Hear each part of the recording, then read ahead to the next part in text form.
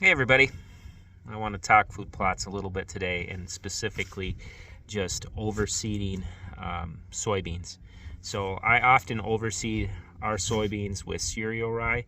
Well, last summer I decided to overseed some soybeans with brassicas, which I know a lot of guys do, and it's actually very, very easy to do if you have the space between the rows to do it. So I'm going to pan to a video now that I shot last summer, and you're going to see some of the success, but there was also some failure in that video, because when you do overseed, you always run the risk of runoff, and after I overseeded, there was a gully washer rain. So there's spots in these beans where the brassicas look wonderful, and then there was spots where it was completely bald and there was no brassicas. But that's the beauty of rye, because we still came in with rye after the brassicas, and the plot did look great a couple weeks after I shot this video. Hey everybody, so I'm out checking some beans here. These beans were planted very late. They're still going to be all right, I think. I think it was late June before they were planted, which is a little later than the landowner would have liked, but it was when they got in.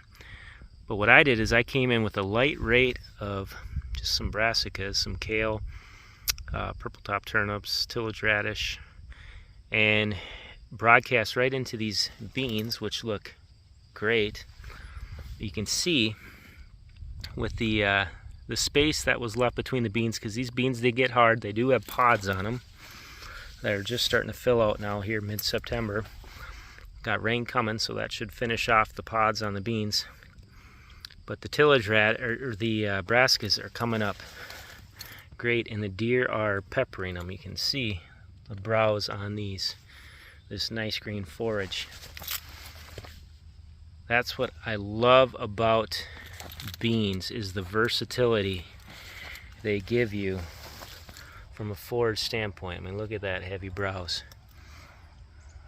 The ability to broadcast between the rows, some with these wide, this is a wider planting, so there's sunlight to get down to these brassicas, but to have that ability to be able to broadcast between the rows and add that diversity of forage is huge, and the deer certainly appreciate it. Now the issue, there's spots, you can see some bare spots.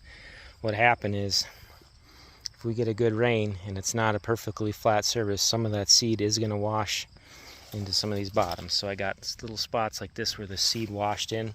That's just part of the gamble you take when you plant this way, but we still got plenty of brassicas that are nice and looking nice and thick, big leaves, and are adding that diversity of forage. And another thing he did was, just a week ago, came in and broadcast cereal rye too in here, and that stuff should fill in all these bare spot gaps that we have where the seed washed away, and give us even another forage option.